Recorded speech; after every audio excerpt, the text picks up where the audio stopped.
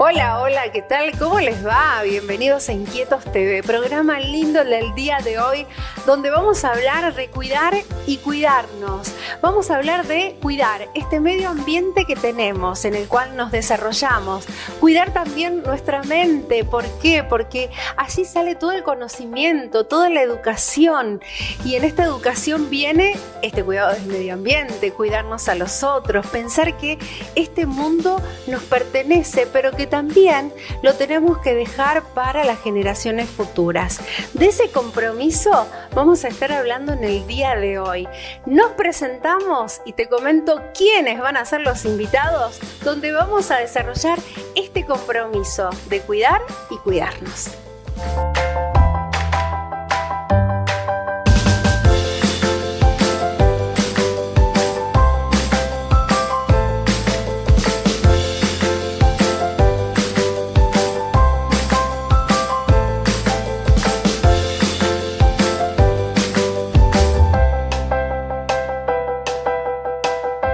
Bueno, hablar de neurociencia, esta palabra que está muy de moda hoy en día, es hablar de el aprendizaje, de qué podemos nosotros conocer, aprender, desde el área obviamente de educación también, las diferentes posibilidades que tenemos a la hora de utilizar diferentes estrategias.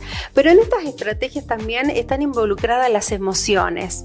Conocer que todos tenemos la capacidad de aprender durante toda nuestra vida, que nacemos ya con esa capacidad y que de alguna manera la neurociencia vino a abrirnos un abanico de posibilidades. Es por eso que decidimos tenerla a ella, esta mujer que es licenciada en psicopedagogía, que es docente, que es investigadora y que habla muy bien con sus alumnos y que también lo hace obviamente en sus charlas. Estoy hablando de María Laura de la Barrera. Ella nos aporta muchísimo conocimiento a la hora de preguntar qué es la neurociencia y cómo la vinculamos con la educación. Disfrutamos entonces la primera parte de esta nota.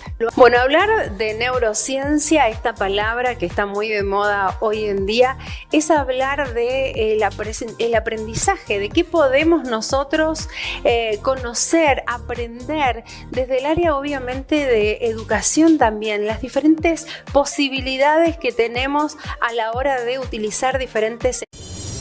Hace tan solo unos días pasó el Día Mundial del Medio Ambiente, este compromiso que tenemos cada uno de nosotros con cuidar este medio ambiente en el cual nos desarrollamos, en el cual disfrutamos y que de alguna manera es importante que aprendamos qué podemos hacer para cuidarlo, para no desatenderlo, para saber que este mundo nos pertenece y que por ende vamos a dejar a nuestra continuidad. Y es por eso que estamos con la licenciada en Ciencias Biológicas y del Ambiente, María Belén Giordana, a quien le doy la bienvenida. Belén, un placer tenerte en el programa. Muchas gracias por la invitación. Bueno, un saludo para toda la audiencia. Bueno, un día donde el compromiso hay que acentuarlo, ¿no? Que es cuidar este medio ambiente. Así es. Siempre estamos trabajando en pos de diferentes acciones para el cuidado y más que nada del ambiente local, priorizando siempre nuestra zona, nuestro pueblo, nuestras calles. Se trabaja a lo largo de todo el año y, como habrán visto los vecinos, con la separación de los residuos, incitando a que separen en casa el residuo orgánico del inorgánico o el húmedo del seco, como le quieran llamar. Eso desde tu gestión, desde el área, ¿no?, de bromatología y ambiente de la municipalidad. Sí. Como docente también está el compromiso, obviamente. Como docente, ¿no? También, porque justamente trabajo en una escuela con orientación en agro y ambiente, así que también trabajamos con los estudiantes con los residuos, hacemos el compostaje de los residuos orgánicos, la separación de los residuos secos, así que en ambas áreas en ambas facetas de mi trabajo estoy abocada a esto y lo hago con mucho cariño. Hace años que estoy en el área de ambiente, hace años que soy docente y la verdad que disfruto mucho de este trabajo y de cada pequeño logro que vamos obteniendo. Me pone muy feliz y bueno, ya charlaremos un poco de la última charla, que ahora estamos tratando de acercarnos más a la gente, al vecino, para que vea cómo en casa también puede colaborar con este cuidado del ambiente. Bueno, siempre digo que los mejores espacios y los que hacen multiplicación, digo yo, de lo que uno conoce y de lo que uno va aprendiendo es el colegio. Y en esta concientización ya las familias como que también se han hecho un poco cargo de decir, bueno, en casa tenemos 2 tachitos, o bien juntamos en una bolsa para después llevar a los lugares donde, bueno, tenemos cada uno de estos contenedores para poder separar. Eso también tiene que ver un poco con la educación que se está brindando, ¿no?, en diferentes instituciones y el compromiso, ¿no? Así es. Bueno, yo trabajo en el IPEA, el anexo Monte de los Gauchos. Con primero, segundo y tercer año lo que se hace es el compostaje de los residuos orgánicos, y esos residuos son los que la gente, los papás y los estudiantes recolectan en su casa, pero los trabajamos en la institución. O sea que ya desde la generación en la casa de esos residuos orgánicos, y los tratamos y los compostamos y los reciclamos en la escuela. Bien. O sea que el primer paso está como funcionando muy bien. Así es. En casa, la familia colaborando con este proceso.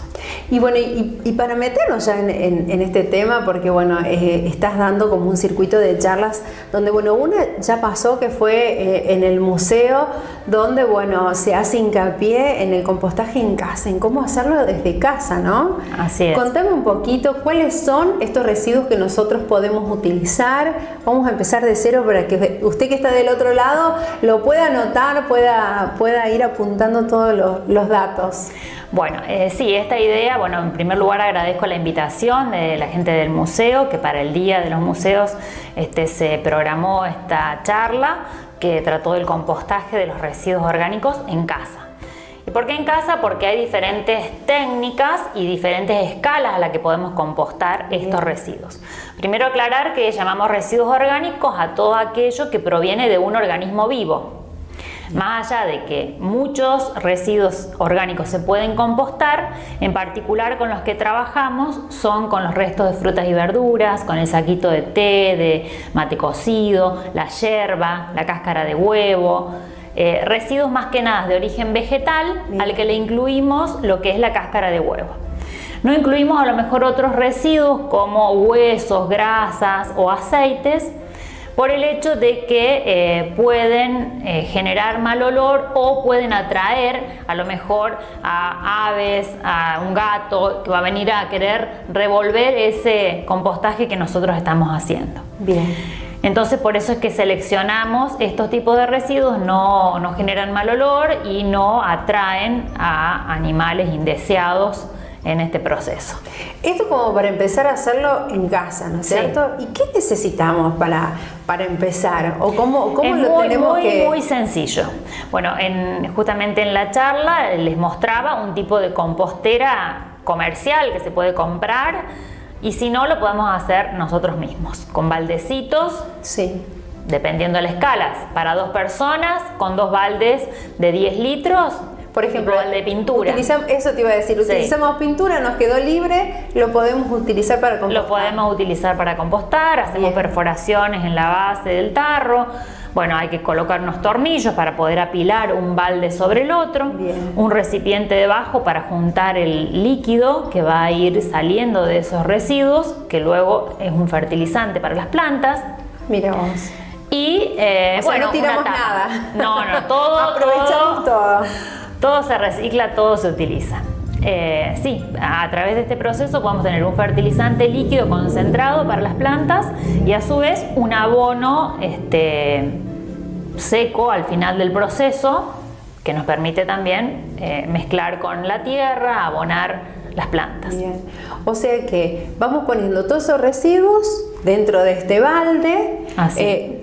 Todos los días vamos poniendo ahí cómo vamos haciendo. Sí. ¿Se necesita algo? ¿Va por capas? ¿No va por capas? ¿Se mezcla? Necesitamos una parte seca de residuos orgánicos, que pueden ser hojas, ¿sí? Bien. Hojas secas, que justo estamos en la época en que están cayendo las hojas, entonces las aprovechamos. Y bueno, en el caso de que nos quedamos sin hoja, podemos usar cartón.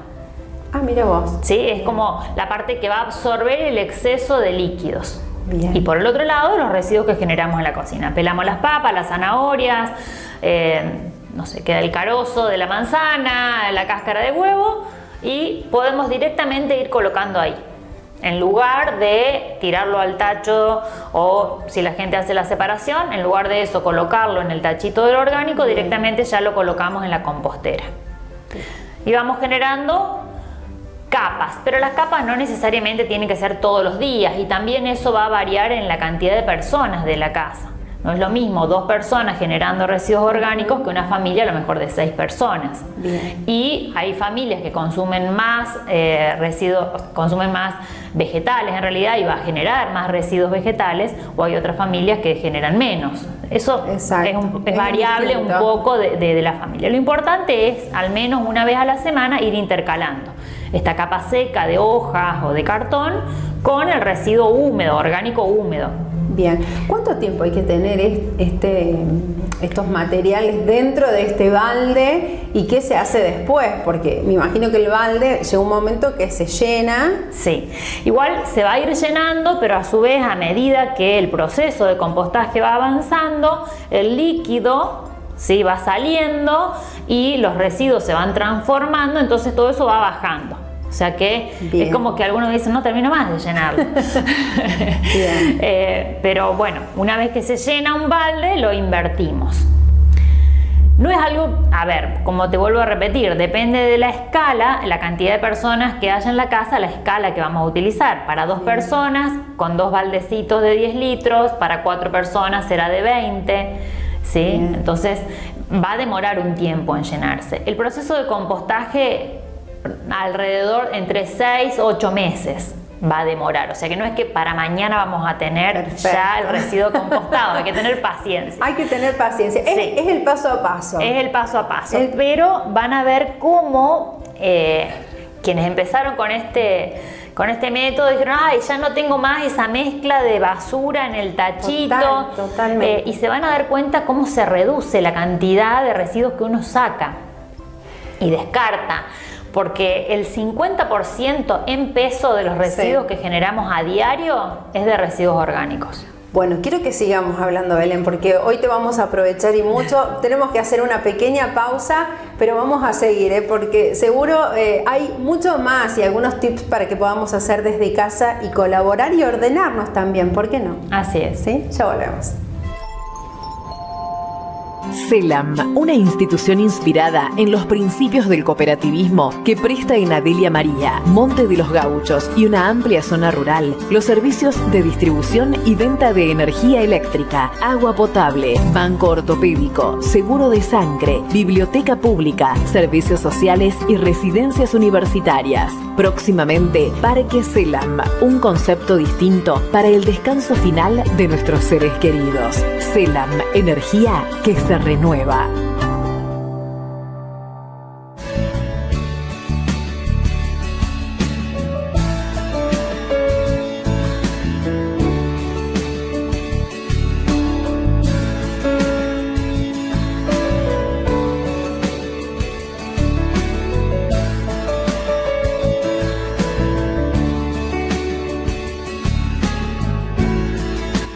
Cuidar nuestro cuerpo, siempre guapas. Belleza, siempre guapas. Porque toda mujer quiere estar siempre guapas.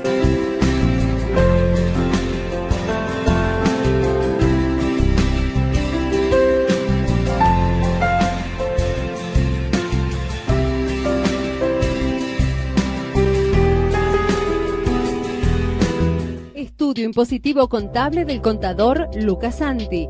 Impuestos, laboral, previsional, seguros. Teléfono 03585-422-496. Celular 154-99028. Email estudio.contable.santi@gmail.com. Mitre 81, Adelia María.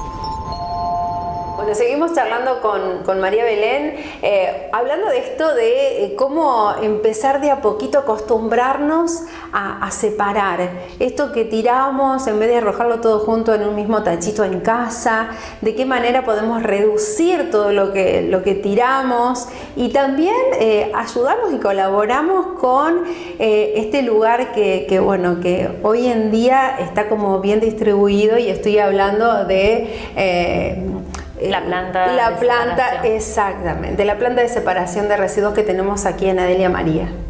Así es. En principio es una cuestión de hábitos, el acostumbrarnos, el tomar el hábito de separar los residuos en casa.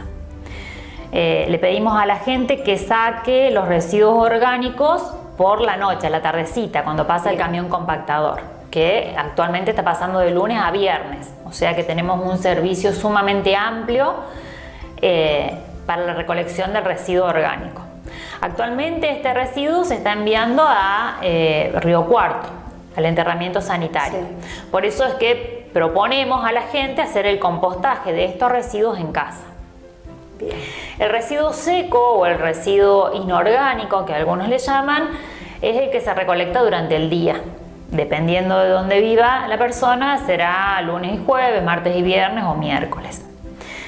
Ese residuo es importante que la gente lo separe del orgánico porque tiene un valor comercial, o sea, se enfarda y se vende para reciclaje. Estoy hablando del plástico, del cartón, exacto, del vidrio, sí, el tetrabric, telgopor, telas, metales. Son muchos los diferentes materiales que tienen hoy en día un valor comercial para reciclaje. Estos materiales, por ejemplo, ¿qué conviene cuando los sacamos, según los días obviamente que pase el camión recolector? ¿Qué conviene hacer? ¿Separar directamente, ponerlos separados? ¿Cómo hacerlo? ¿O todo junto? Sí, si está limpio va todo junto, porque hablamos que debería ir dentro de la bolsa negra todo este residuo seco. La caja de tetrabric se termina la leche, la enjuagamos, sí, entonces no va a traer, no van a progresar microorganismos, no va a haber mal olor. La caja de cartón la podemos desarmar o la podemos utilizar, ¿sí?, como el contenedor para poner los demás envases, el vidrio, el plástico. Por ahí ocupa mucho volumen y bueno, la botella de plástico la aplasto, el tetrabric lo desarmo. Bien. O sea, ir adquiriendo ese hábito, pero todo va dentro de la bolsa negra. Después allá los chicos se encargan de separar cada material. ¿Sí? Pero tiene que estar en la bolsa negra, entonces los recolectores identifican que esa bolsa es la correspondiente al residuo seco.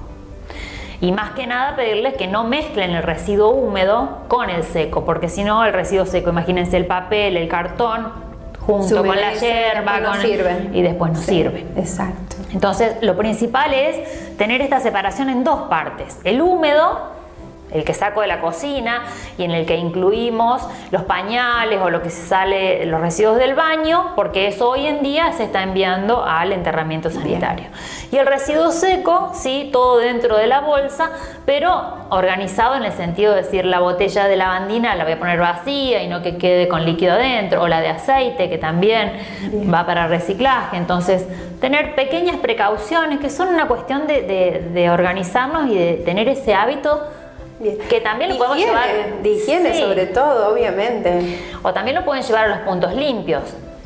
Hoy hay muchísimos puntos limpios. Hay muchos, hay 8 puntos limpios distribuidos en diferentes lugares de la localidad, donde están los contenedores bien identificados. Entonces vemos que mucho la gente se acerca, estaciona y ya va clasificando, saca su bolsa y va colocando cada residuo en donde corresponde. La verdad que es muy lindo, hay mucha gente que hace un muy buen trabajo con esto.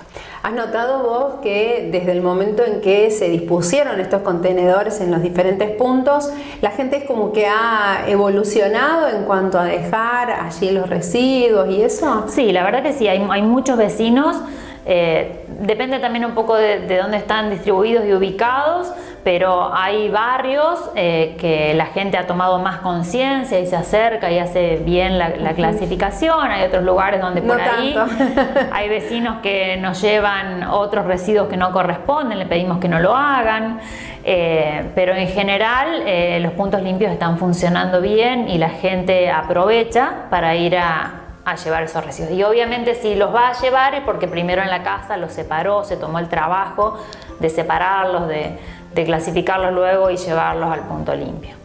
Bien, otras como puntos importantes a tener en cuenta u otras condiciones para que de alguna manera podamos aportar algo nosotros desde nuestra casa, desde nuestros lugares de trabajo. Lo más importante a tener en cuenta yo creo que es que la gente pueda tener su propio canasto donde colocar la bolsa de residuos. Bien. Un inconveniente que por ahí notamos es que el vecino que no tiene su propio canasto va y coloca la bolsa en el canasto del vecino o directamente en la vereda y después vienen los perros y rompen la bolsa. Teniendo el canasto, le pedimos que saquen la bolsa un rato antes de que pase el camión. Bien. Entonces también seguimos evitando esto de que el perro vaya y saque la bolsa, la rompa y después haya basura desparramada por todos lados. Y bueno, ni hablar de esto de separar en el orgánico y en el seco y sacar el orgánico a la tardecita cuando va a pasar el camión compactador y sacar el seco. Lo pueden sacar a la tardecita o hay lugares donde ya cada uno sabe que va a pasar el horario, que más o menos va a pasar el camión, o lo pueden sacar durante la mañana. ¿Qué pasa con aquellas personas que deciden ir a la planta, por ejemplo? Muchas personas, hacen la limpieza de un sábado, un domingo. Te traslado esta problemática porque es lo que usualmente uno ve, ¿no? Y bueno, se cargan las camionetas con todos esos residuos y los llevan a la planta de separación. ¿Se puede hacer, no se puede hacer? ¿De qué manera? Para que obviamente colaboremos, ¿no? Aquellas personas que, deciden hacer estos tipos de limpieza, ¿no? En sus casas. Sí, no es que no se pueda hacer, o sea, no está prohibido, pero no es lo más indicado desde el punto de vista de la gestión adecuada de esos residuos. Bien. A menos que ya la persona nos lleve clasificados esos residuos. Pero por lo general, como vos decís, cargan todo mezclado en la camioneta y van y... en primer lugar, si van a hacer la limpieza y lo van a hacer de esa manera, pedirles que vayan en el horario en que la planta permanece abierta. ¿Sería de lunes a viernes? De lunes a sábado al mediodía. Bien. Está abierto por la mañana y por la tarde. Bien. No en el horario de la siesta, pero... abierto mañana y tarde hasta el sábado al mediodía.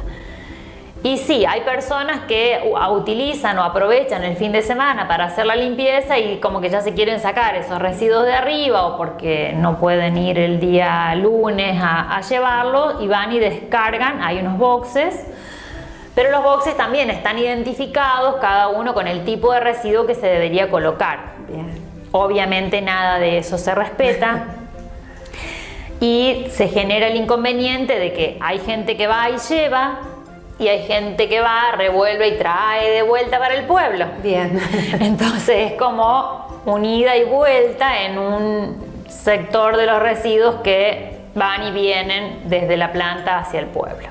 Bueno, eso como para tener en cuenta qué hacer, ¿no? En estos días donde, es como pasa en muchas casas donde se trabaja, que se decide hacer una limpieza los domingos. Pero está buena esta aclaración que nos decís porque, es para colaborar, desde cada uno desde si su puede lugar. ser que y más que nada cuando por ahí hablamos de residuos de construcción o si podan un árbol, es preferible que lo dejen en la vereda, en algún momento va a pasar el camión, pero que no le pongan arriba los escombros, la chapa, la cubierta y la bolsa arriba, porque es imposible separar eso después. Perfecto. Si no. Entonces viene la pala y carga todo junto y después allá está todo mezclado. Entonces tratar de colocar cada tipo de residuo en un sector. Por ahí la gente dice, pero mira lo que me está pidiendo. Pero es la manera de poder. No es imposible. No es imposible. No es imposible separar en casa, no es imposible separar los grandes volúmenes de residuos tampoco. Bueno, Belén, es un placer tenerte en el programa, más que todo porque bueno, estamos pensando en este Día Mundial del Ambiente, donde de alguna manera estamos todos comprometidos, por eso teníamos ganas de que estuvieras aquí para darnos siempre estos consejos que son tan útiles. Así que muchísimas gracias. Muchas gracias a ustedes y les mando un saludo para toda la audiencia. Y bueno, si por cualquier duda, si quieren compostar en casa o por cualquier inquietud que tengan, me pueden encontrar de lunes a viernes de 8 a 11:30 en la cabina de bromatología, llegarse o llamar al 421-614. Muchísimas gracias, Belén. Gracias a ustedes. La Agencia Córdoba Turismo los invita a conocer el nuevo Parque Bustos, abierto de lunes a domingo de 8 a 20 horas para disfrutarlo en familia. El nuevo Parque Bustos suma junto a los parques del Cható y Kempes un parque Sarmiento para la zona norte de la ciudad, con iluminación, seguridad y confort. Un refugio para más de 350 especies de flora nativa y aves autóctonas. Un lugar para el encuentro de todos los cordobeses y los turistas que nos visitan. Municipalidad de Adelia María, trabajando para el desarrollo. Buscamos el equilibrio entre la producción y la población, en la integración con la comunidad, respetando el cuidado del ambiente. Creación de huerta comunitaria agroecológica en 11.000 metros cuadrados, donde familias producen alimentos agroecológicos, contando con motocultivador para laboreo del suelo. Reacondicionamiento de planta de separación de residuos a través del cerramiento con boxes, cámaras de seguridad y luminarias LED. Disposición: 7 estaciones de puntos limpios distribuidos en distintos sectores de la localidad. Revitalización de espacios verdes públicos. Plaza Central Sarmiento. Refuncionalización de las fuentes de agua y mejoramiento de iluminación. Plaza Libertad del Barrio Norte. Embellecimiento a través de veredas, sendas, iluminación y pintura general. Plaza San Cayetano. Renovación de iluminación con tecnología LED en Playón Polideportivo Municipal. Plaza Higinio Salvachúa de Barrio Celan 2. Ejecución de veredas, colocación de equipamiento y nuevas luminarias. Municipalidad de Adelia María, trabajando para el desarrollo. Bueno, hablar de neurociencia, esta palabra que está muy de moda hoy en día, es hablar de el aprendizaje, de qué podemos nosotros conocer, aprender, desde el área obviamente de educación también, las diferentes posibilidades que tenemos a la hora de utilizar diferentes estrategias. Pero en estas estrategias también están involucradas las emociones. Conocer que todos tenemos la capacidad de aprender durante toda nuestra vida, que nacemos ya con esa capacidad y que de alguna manera la neurociencia vino a abrirnos un abanico de posibilidades. Es por eso que decidimos tenerla a ella, esta mujer que es licenciada en psicopedagogía, que es docente, que es investigadora y que habla muy bien con sus alumnos y que también lo hace obviamente en sus charlas. Estoy hablando de María Laura de la Barrera. Ella nos aporta muchísimo conocimiento a la hora de preguntar qué es la neurociencia y cómo la vinculamos con la educación. Disfrutamos entonces la primera parte de esta nota. Bueno, hablar de la educación, hablar de este compromiso que tenemos todos, ¿no? Todos quienes tenemos hijos, tenemos sobrinos, tenemos nietos y quienes también estamos abocados, ¿no? A capacitarnos, a seguir proyectando nuestro futuro. Y para eso, qué lindo que es poner, yo diría un refuerzo, ¿no? Hablar de este aprendizaje constante que tenemos nosotros como seres humanos. Hablar con una profesional que sabe mucho del tema y que hoy nos va a guiar en todas estas preguntas que tenemos ganas de saber, de indagar. ¿Por qué se habla hoy en día mucho acerca de la neurociencia? ¿Por qué la tenemos que vincular con la educación? ¿Cuántas preguntas? Pero para resolverlas, para hablar un poquito y meternos en el tema, estoy en comunicación virtual con María Laura de la Barrera. Ella es doctora en psicología, es docente, es máster en neurociencias y biología del comportamiento. María Laura, te doy la bienvenida al programa. Muchísimas gracias por aceptar y conectarte con nosotros, ¿no? Para hablar de este tema. Bienvenida. Muchas gracias por la invitación. Es un tema que hace bastante tiempo que estamos estudiando, trabajando y como bien decís, es un tema que tratamos de bajarlo a la vida real, a todos los días, porque esta vinculación entre las neurociencias, me permito llamarlo en plural, y la educación, ¿no? ¿Por qué nos interpela? ¿Por qué estamos todo el tiempo buscando esa relación? Porque realmente ha habido en estos casi 20 años, podemos decir, muchos avances que sí se vinculan con la educación. Quizás no vienen a dar respuestas totales o absolutas, porque así como los avances de las neurociencias nos han dado algunos conocimientos, también ha habido avances en la cuestión netamente educativa, y no es menor. A veces uno habla de neurociencias aplicadas a la educación, y ese es un concepto quizás un tanto erróneo hoy tras estudiarlo, ¿no? Porque también la educación tiene mucho por decir, los docentes tienen mucho que comunicar y en ese camino estamos. María Laura, viste que es apasionante este tema y por eso quiero que vayamos descubriéndolo juntas, pero contale a la gente dónde te encontrás en este momento, qué es lo que diariamente haces, ¿no? Realizás en tu vida laboral. Bueno, yo soy una docente, madre también, que no es un hecho menor porque soy madre de 4 adolescentes y jóvenes, que también eso me ha llevado a aprender mucho, porque como adultos tenemos que aprender en estos cambios, ¿no? Como papás, como docentes, como profesionales. Yo me encuentro en la ciudad de Río Cuarto, trabajo en la Universidad Nacional de Río Cuarto y también en el Instituto de Formación Docente María Inmaculada. Y mi interés por investigar estos temas surge justamente de mi ser psicopedagoga de base, ¿no? Yo interesada en qué se pone en funcionamiento al momento de aprender, las estrategias de aprendizaje que utilizamos, es que me vinculo con esto de aprender sobre neurociencias. Y desde este caminito que fue a finales o a principios del 2000 hasta hoy, hemos crecido muchísimo. Y en mi ciudad se me ha dado la oportunidad de estudiar, de investigar y también gracias a la universidad pude hacer algunos intercambios en otros países, que es también una cosa muy rica, es algo muy rico. Bien, cuando hablamos de neurociencias, ¿qué nos referimos, María Laura, para aquellas personas que no saben o desconocen este tema?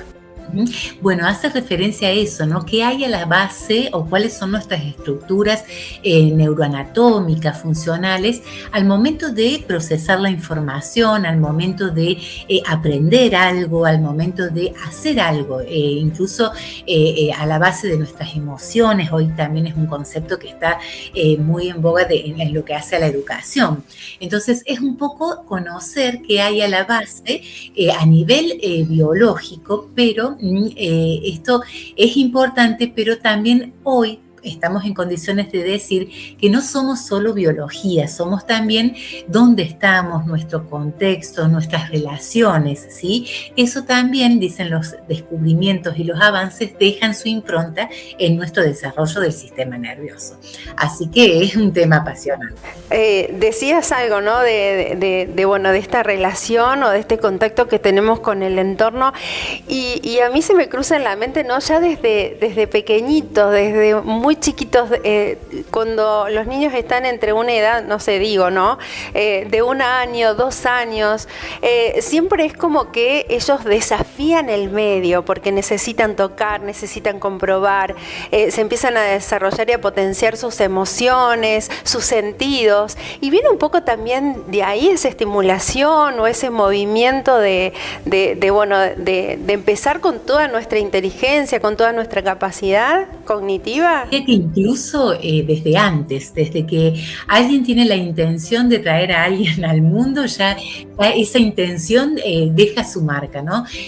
Por ejemplo, desde la medicina, hace mucho tiempo, cuando alguien pensaba en traer un niño o en el cuerpo gestante, digamos, hoy no se pensaba como se piensa hoy en, por ejemplo, introducir ácido fólico y demás. Y eso es una intervención temprana del medio.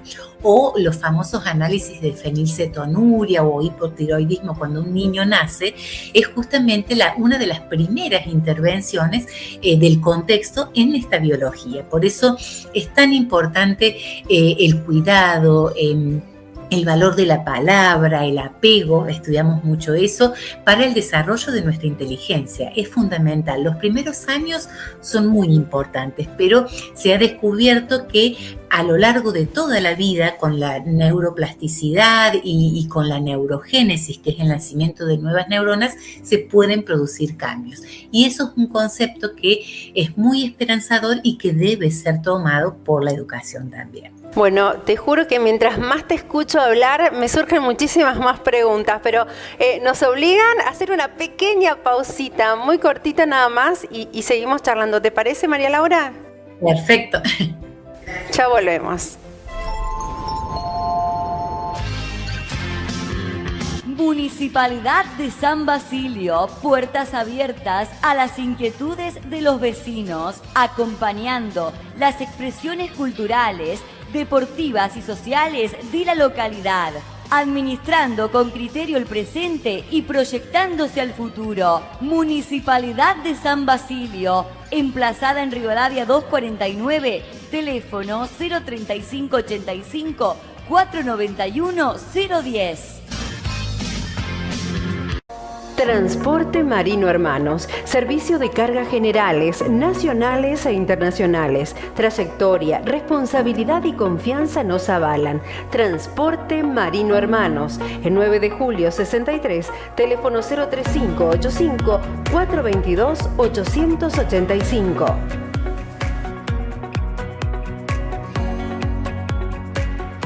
Skynet. Soporte y tecnología, donde encontrás las últimas novedades tecnológicas y de computación, PC y notebooks. Gran variedad de tarjetas de memoria y pendrives.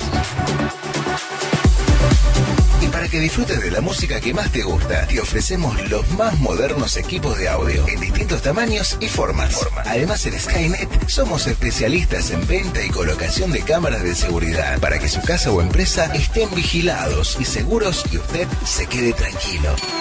Skynet, soporte y tecnología. Agrocereales La Milonguita. Acompaña al productor agropecuario de Adelia María y la zona. Venta de insumos, transporte y acopio de cereales. Agrocereales La Milonguita. Planta de silos en Monte de los Gauchos. Teléfono 03585 492 010. Y oficinas en Adelia María, Las Heras 503. Teléfono 03585 420 204. Nos seguimos charlando con María Laura. Qué interesante y qué apasionante es conocer y descubrir lo que la neurociencia puede hacer a favor nuestro, ¿no? Cómo darle el lugar indicado, eso que necesitamos para nuestra formación. Y María Laura, también ver cómo vinculamos, ¿no?, la neurociencia con la educación. Cómo hacer para que esa relación o ese vínculo se pueda ir hilvanando de a poquito. Bueno, hoy sabemos mucho más que hace por lo menos 10 o 20 años. Hoy sabemos que todo lo que se aprende en el marco de el agrado o sentirnos cómodos se aprende mejor.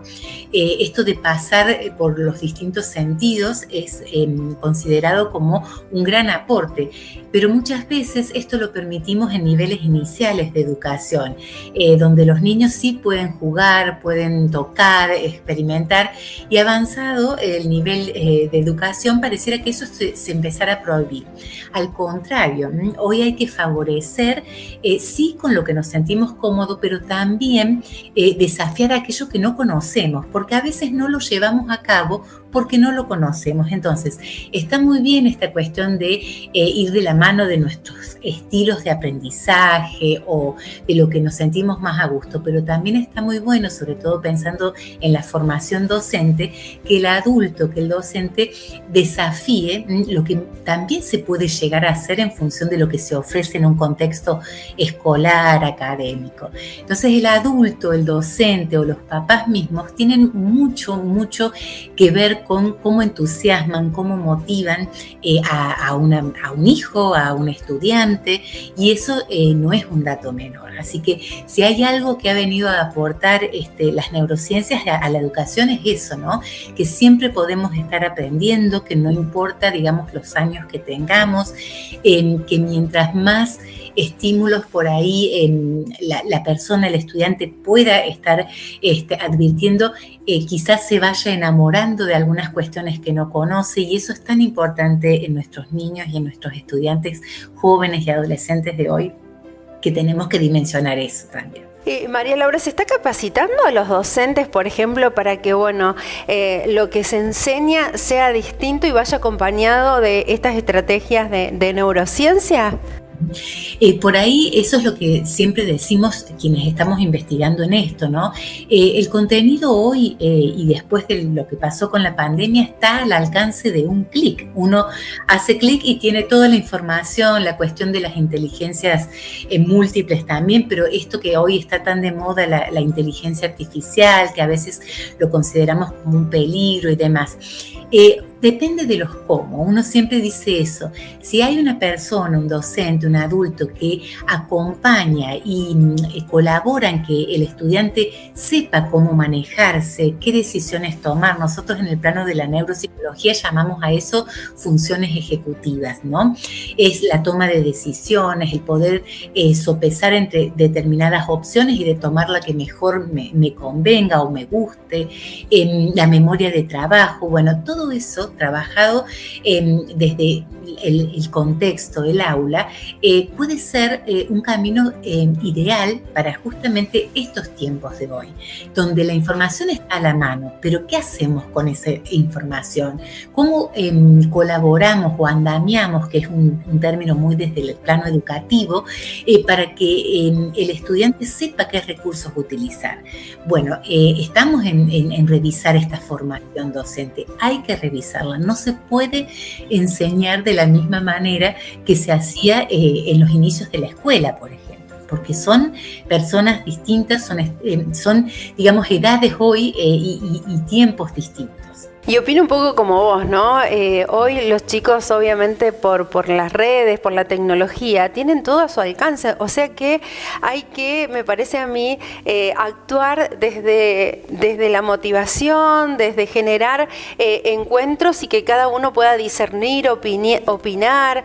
Me parece que desde ahí, me parece que tendría que abocarse un poco la educación, ¿no? La formación.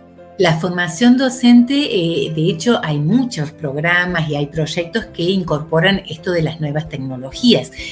Tuvimos más que incorporar, fue una imposición en las épocas de pandemia, todos tuvimos que aprender algo. Y eso confirmó varias cosas. Uno es que uno puede seguir aprendiendo y que a veces la situación, el contexto y a veces la misma adversidad, como fueron los tiempos de pandemia, nos desafiaron o nos desafió a buscar nuevas metodologías y recursos. Bueno, hoy hay que quedarse con lo que sí fue bueno, que es esto del aula invertida, de, digamos, desafiarlos a nuestros estudiantes a que traigan información que les es relevante. Bueno, eso es algo que hay que aprender y poquito a poco nos vamos como acomodando a esto que es nuevo. Y en esta cuestión de aprender, ¿el cerebro necesita algún tipo de estímulo para desarrollar o necesita de algún tipo de emoción para poder decir, bueno, esto lo aprendo porque esto me gusta, porque tengo la capacidad? O bien ahí cada uno necesitamos reconocer las emociones para saber si lo que vamos a aprender nos gusta o no. Bueno, hoy se habla de un concepto que es novedoso y que por ahí empieza a hacer un poco de ruido y en el buen sentido, que es el de neurodiversidad o neurodivergencia. Es un concepto que no hace tanto que se está trabajando, pero es un concepto que tomado desde una perspectiva, desde lo que sí se puede hacer. La neurodiversidad en realidad es algo que está en todos nosotros. No hay dos cerebros iguales. Lo importante es qué se hace con eso, ¿no? Estamos acostumbrados y que a veces se hablan de las etiquetas o de los diagnósticos y la patologización de la infancia. Pero también hablamos con papás que necesitan o que nos cuentan que han necesitado saber qué es lo que, por ejemplo, tienen sus niños o sus hijos de distinto al resto, ¿no? Y ahí se engloban muchas cuestiones como el autismo, el famoso trastorno por inatención, inactividad. Bueno, hay muchos rótulos, pero más allá de un rótulo, ellos hablan de que necesitan saber un poco más para poder acompañar a sus hijos en esta neurodiversidad. Y es mirar desde lo que sí se puede, ¿sí? Porque ellos mismos hablan desde lo neurodiverso en contraposición con lo neurotípico, ¿sí? ¿Quién dice que es normal o anormal alguna conducta? Bueno, es trabajar. El mundo es diverso. Vivimos en una sociedad que es diversa. Obviamente esa diversidad va a estar en el aula, en las salas, y es el desafío de docentes y de diferentes profesionales y de papás conformarnos con, digamos, que eso se constituya en un desafío. ¿Qué vamos a hacer con esa diversidad? Porque es así, vivimos en un mundo diverso en cuanto a religión, en cuanto a género y en cuanto a todo lo que atañe al mismo criterio humano. Exacto. Es un poco ir acompañando y descubriendo también todo lo que yo puedo aportar, ¿no? Desde el conocimiento y también, ¿no? Ponernos un poco al tanto y descubrir, informarnos, que de ahí me parece que iríamos por buen camino. María Laura, tengo muchas más preguntas. Tenemos que hacer pausita y ya volvemos para seguir charlando, ¿sí? Bien, seguimos. Municipalidad de Huanchilla, dirección Dr. Tomás Luis Campillo 10, Departamento Juárez Selman, contacto 03584 492 033. Municipalidad de Huanchilla, el municipio somos todos. Gestión Carlos Benítez.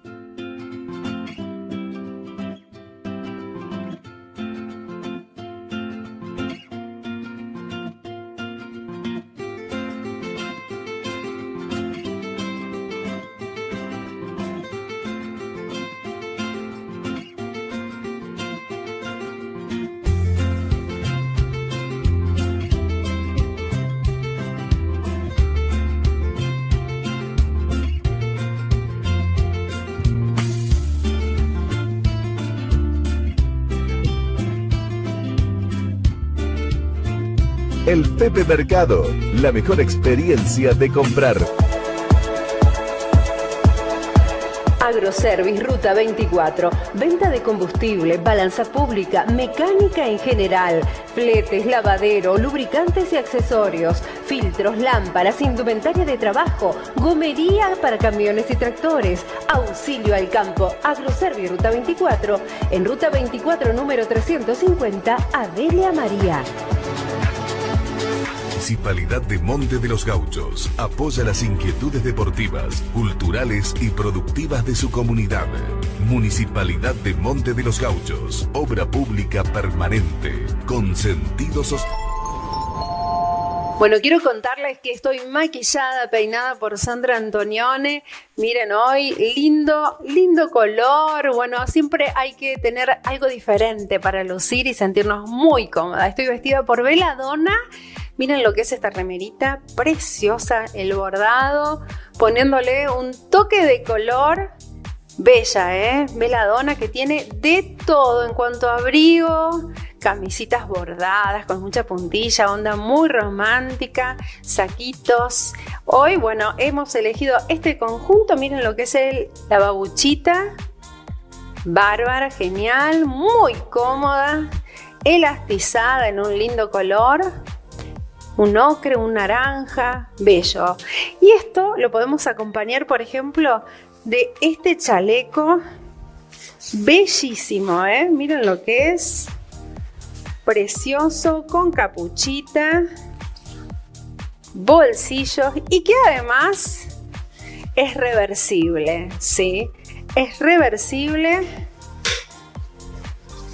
Miren lo que es, también que queda muy bonito en este tono natural, ¿eh? Precioso, miren lo que es. Bello, bello, las chicas, por la elección que me han realizado de Belladonna. Acompañar este conjunto con el mejor calzado, como siempre lo digo, de Lilian Franco Calzado. Hoy unas botitas bajas en un color, un tostadito, viene con recorte en animal print. Preciosas, muy pero muy cómodos. Ya saben que tienen excelentes marcas con buena calidad en cuero. Ahora sí vamos a ir nuevamente a conectarnos, conectarnos con nuestra mente, con esta preocupación que es hablar de las neurociencias. Esta ciencia que vino a poner como una renovación al pensamiento, al conocimiento. Y es por eso que con María Laura encontramos esa comunión, ¿no? De saber lo que palpamos todos los días, lo que el docente ve en el aula, y también replantearnos en qué podemos hacer, qué es lo que podemos aportar nosotros desde nuestro lugar. Y le elegimos a ella para que nos diga algunas estrategias y algunos tips para aportar conocimiento en la educación, en el desarrollo de nuestros hijos, en este crecimiento, en el adulto que tiene el interés y las ganas de seguir aprendiendo. Todo eso vamos a seguir charlando con ella. Bueno, seguimos, María Laura, y bueno, un poco perderle el miedo, yo digo, a estas palabras tan difíciles que muchas veces las neurociencias nos traen a la persona común, ¿no? La persona que va en el día a día. Pero bueno, también utilizar las neurociencias para las personas adultas, que hay muchas personas que siguen estudiando, que siguen capacitándose, que muchas veces tienen el miedo o creen que no van a poder, aprender. ¿Eso es así o no? ¿Cómo funciona nuestro cerebro cuando ya tenemos una edad un poco más adulta en cuanto al conocimiento y adquirirlos, obviamente? Bueno, ese es otro concepto que, digamos, se constituyó en un neuromito, le dicen algunos autores, porque esto que decimos siempre, lo que no se aprende de chico no se aprende más, es un mito, ¿no? Porque justamente lo que yo te comentaba al principio, se ha descubierto que es la plasticidad, una característica inherente a nuestro desarrollo del sistema nervioso durante todo el ciclo vital. Por eso hoy incluso el concepto de neurodesarrollo, que antes estaba abocado a la que eran las primeras infancias y hasta los 15, 16 años, incluye todo el ciclo vital, con lo cual, digamos, podemos aprender hasta los últimos días de nuestras vidas. No es, incluso lo vemos, ¿no? El ser mayor, el ser una persona mayor, no quiere decir que no estamos posibilitados para aprender algo nuevo. Al contrario, a veces es en edades más avanzadas en donde decimos, bueno, ahora me voy a dar el gusto de poder aprender una segunda lengua, por ejemplo. Y antes se pensaba que era imposible. No, con una buena manera, con buenas estrategias, correctas estrategias y paciencia se logra. Entonces, ese es otro de los conceptos que tomamos como uno de los aportes muy interesantes para la educación, la neuroplasticidad. Aparte, hoy se sabe que hay un crecimiento nuevo de neuronas. Eso, nosotros nos formábamos con que neurona que muere, neurona que no vuelve a regenerarse. Eso es cierto.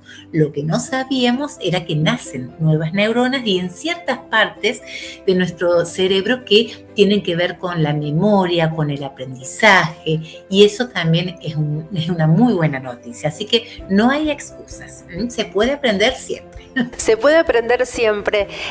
Solamente, ¿qué necesitamos o cuáles son estas preguntas que normalmente te hacen los jóvenes para poder descubrir? Porque bueno, siempre hay como esa barrera que vos decís, ¿no? Esto a lo mejor no lo voy a aprender o no me llama mucho porque no me animo o porque creo que no tengo la capacidad, ¿no?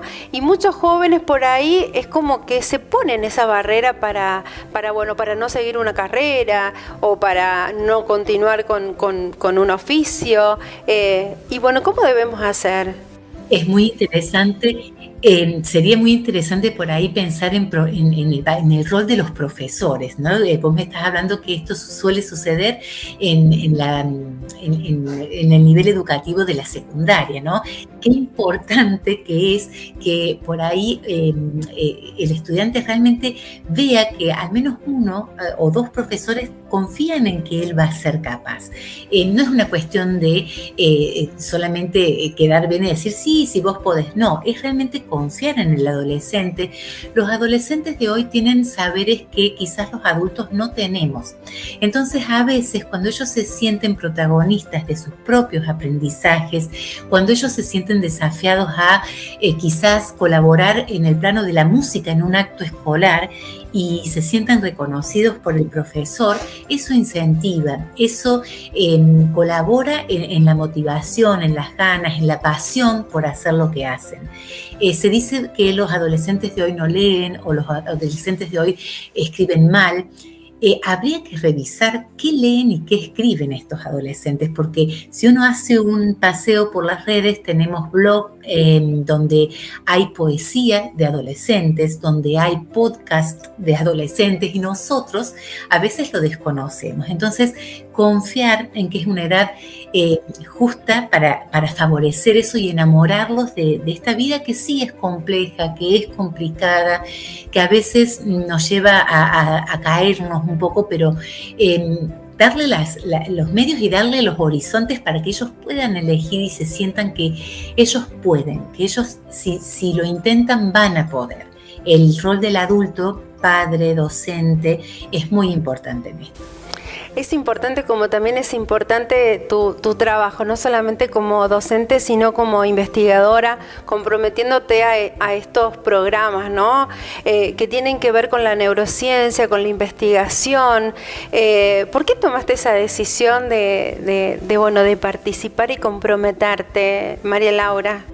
Yo creo que tiene que ver con esto que estamos diciendo, que por ahí alguien te enamore de una temática o demás. Yo tuve muy buenos maestros en eso, ¿no? En el arte de provocar el gusto por algo. Bueno, y por eso yo siempre rescato el rol docente, porque fueron sobre todo 2, 3 docentes que yo recuerdo, sobre todo en la universidad, ¿sí? Y por ahí, en otras facetas como es el de escribir en el nivel, digamos, secundario. Entonces yo recuerdo eso y siempre recuerdo esto que uno muchas veces lo escucha. Los no ya están, vamos por el sí. Y a mí me costaba entender eso, ¿no? Y bueno, y fue así que de a poco fui contactando, preguntando, y así fue que fui teniendo la oportunidad de viajar, de conocer gente de otras universidades, de preguntarle a alguien si quería dirigirme o escribirme el prólogo de algún libro, alguien muy conocido, y que así fue. Entonces, esto es esencial, ¿no? El siempre tratar de conectarse con algo que nos gusta, que nos apasiona, y uno empieza a descubrir cosas que no sabía que tenías. Por ejemplo, el gusto por la escritura, el tocar algún instrumento musical, el animarse a hacer cosas distintas en el aula, por ejemplo. La semana pasada fuimos con algunos, no un par, eran casi 30 estudiantes del nivel inicial, por ejemplo, a visitar los laboratorios de energía renovable de la universidad. ¿Por qué esto? Y porque hacer cosas que rompan moldes, que desafíen, que nos lleven a buscar nuevos lazos, hacen que yo, como futura docente del nivel, piense cómo quiero enseñarlo a mis pequeños. Entonces, esto, abrir mentes, mostrar otros caminos es esencial. Y yo creo que hacerlo así es una manera bastante acertada de enamorar y de gustar de ciertos contenidos. Qué enriquecedor lo que nos contás, ¿no? Empezar a tener otra mirada de lo que queremos, ¿no? Y de lo que pensamos también para nuestros hijos, para nuestros estudiantes y para nosotros mismos también. María Laura, es un placer tenerte en el programa, me encanta tu mirada y nos dejas un montón de cosas, ¿no? Para tener en cuenta, así que muchísimas gracias por tu aporte. A ustedes, porque bueno, el nombre del programa Inquietos fue lo que me hizo, digamos, relacionar. Dije, sí, me siento inquieta. Entonces, en ese sentido, fue un sí. Gracias por la invitación y por dejarnos comunicar lo que hacemos en el día a día. Muchísimas gracias. A ustedes. Bueno, y así llegamos a los últimos minutos del programa. Espero que la hayan pasado muy, pero muy bien. Hoy hablando de esto, ¿no? De cuidarnos, de todas las posibilidades que tenemos en este mundo maravilloso.